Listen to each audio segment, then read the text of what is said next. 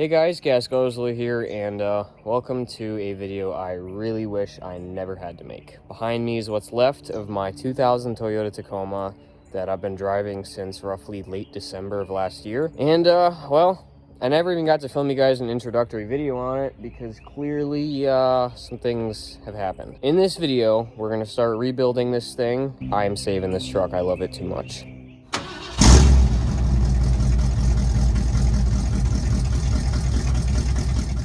So like I said, this is my 2000 Toyota Tacoma, 2.7 4-cylinder with a 5-speed 4x4. It was a really beautiful truck until got into a little accident. But the truck's name is Snowball. Now you might be wondering why. Well, for one, I plan on painting this thing white. And also, every time I work on it, it snowballs, as you can tell. So that name kind of stuck with me. Yeah, I don't know how far we're gonna get this video, but I'd like to start the teardown. I haven't ordered any parts yet. I don't really know how bad the damage is. The frame, I think, is actually okay because these frame horns just unbolt. That's no big deal. But if you look, everything is still symmetrical. So I think this truck is savable. Now, literally right before this accident happened, I completely patched the frame and painted it and everything because it was completely rotted out back here.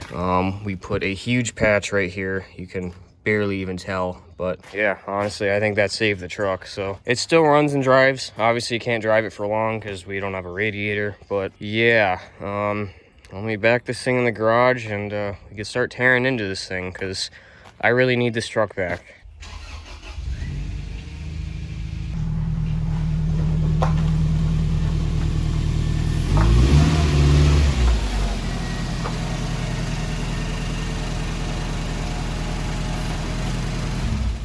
Alrighty, so the first thing I think we need to do is go ahead and pull the hood off.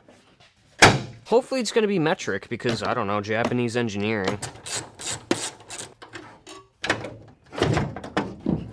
It is nice working on such a small vehicle. Okay, let's kind of start assessing the damage. So, doesn't look like any of this got crushed, which is really good.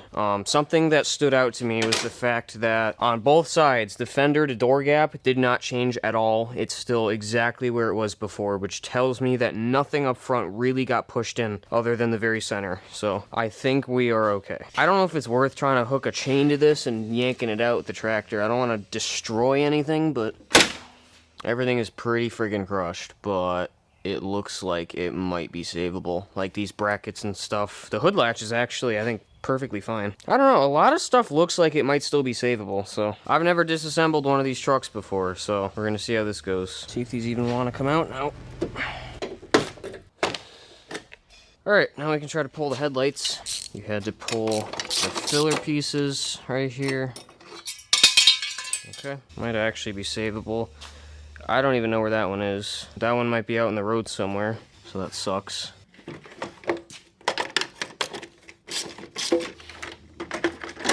There we go. Yeah, I probably should have picked up the parts that were scattered all around the highway, but there was like cars driving around and, well, I didn't want to get hit, so I don't really want to touch anything up here yet. I do want to pull the battery out. Oh boy. Alright. Alrighty, so it doesn't look like anything in here got really crushed, just the actual radiator support itself, so this truck actually did hold up really well. Coolant jug looks like it did survive. Oh no, there's a big hole in it. Never mind. Alright, we'll need a coolant jug. We're gonna need an air box too, it looks like, so we're gonna need a lot of parts. I think for now I'm gonna start pulling off the fenders and see what I can do about that situation. She's a little crusty.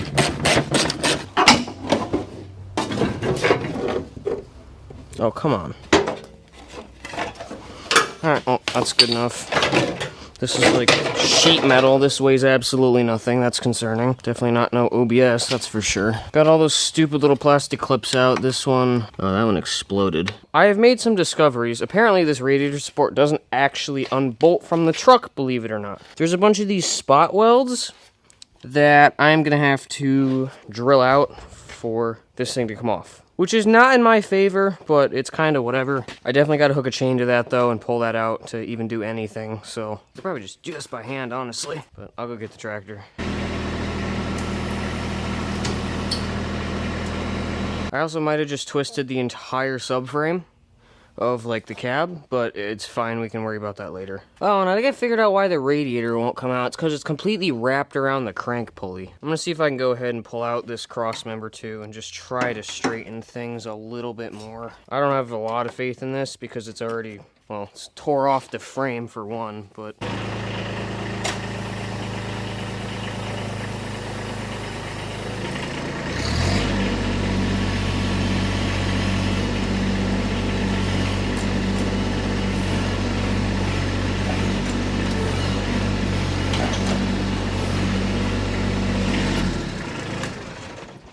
okay, so that did not want to budge. I'm pretty sure it just dragged the truck. I'm gonna have to figure out how to pull this radiator out, because this is gonna be a problem. I could try that. I don't know how well this is gonna work.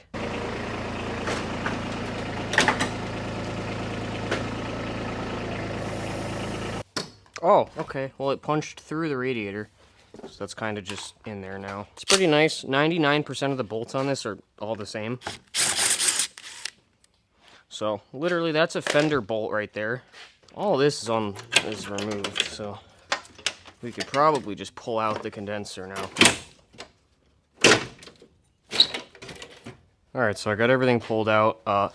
This thing is a little bit twisted now, but it's, you know, it's fine. I'm not going to say how exactly I emptied the system, but the AC still was pressurized, so I think all of our lines are actually okay, despite being a little crooked. So we'll just have to straighten those when we reassemble the truck. But also, for YouTube's sake, I emptied that system in a completely safe and controlled way that does not harm the environment. Do not demonetize me, YouTube. I'm fine. Alright, let's see if I can get that hose off. Oh, that's nice. They put the clip on the very bottom of it where you can actually get to it. I forgot that this isn't a Ford. I also don't really know what's leaking out of it right now because that is not antifreeze. Let's see the damage here. I can already tell you right now, it threw the belt. For whatever reason, this truck actually has 3 different belts, and the only one that tore off is the power steering. I still have alternator, water pump, and AC. So, oh, that's not good. All right, well, let me try to get this off. The either water pump or the actual pulley is bent, which is not good. So yeah, that's pretty crooked. Actually, I think that's just the clutch. I think we might actually be okay. I think I'm gonna try to start this. Oh my god. So our harmonic is okay, but our crank pulley is really bent. There's no spring-loaded tensioners, so I don't really know how you're supposed to adjust these belts. But it is worth trying to start this thing and just see if anything's like wacky, so.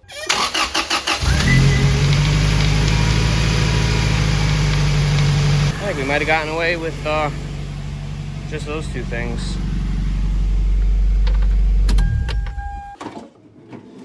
Look at that.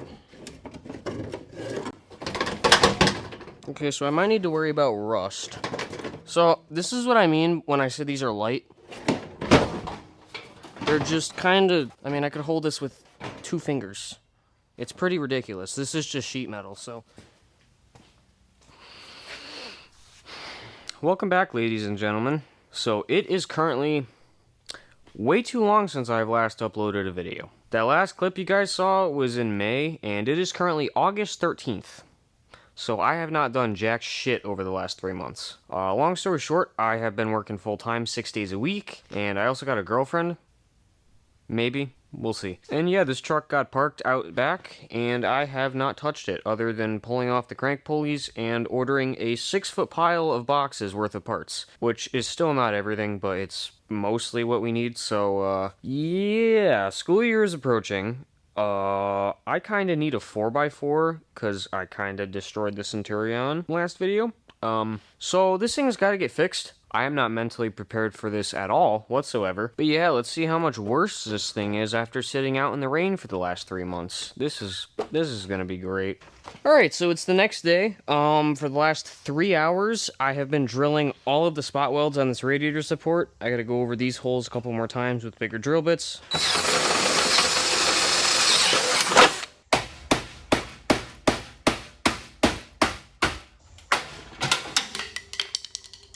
Alright then.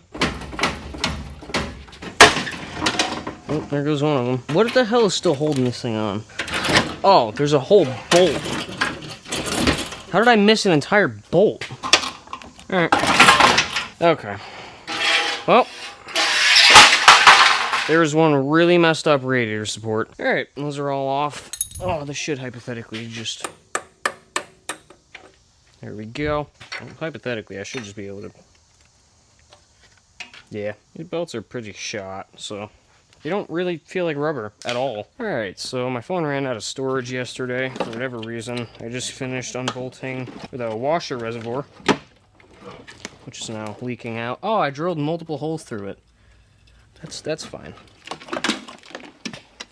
Okay, we'll just go let this drain outside. Next thing that's got to get pulled off is the airbox, and then, well, I got to do some stuff with the frame, but we're almost done. That being said, I noticed something. I told myself I was not going to spot weld this stuff back in. I might have to. It's very flimsy. What I could do is just shoot bolts through all this stuff. But yeah, let me go ahead and get this airbox off, and then that should be everything. Let me go ahead and get these frame horns off.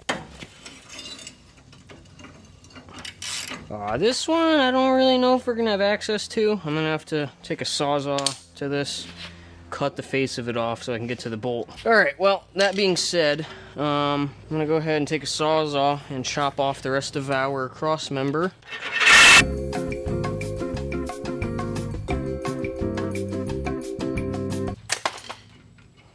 Alright, well... Is now it's just a couple bolts on the bottom. But honestly, I think that's a pretty good stopping place for our first video. Well, that being said, stay tuned for part 2 of this. I think that's going to call it for this one.